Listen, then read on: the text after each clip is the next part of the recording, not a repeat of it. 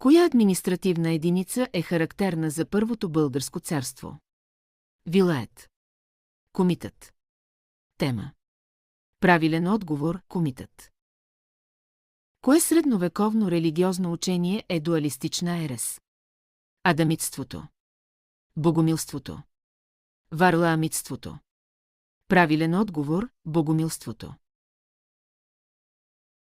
Коя битка от времето на Първото българско царство се е състояла най-късно? Битката при Върбишкия проход. Битката при село Ключ. Битката при Траянови врата. Правилен отговор – битката при село Ключ.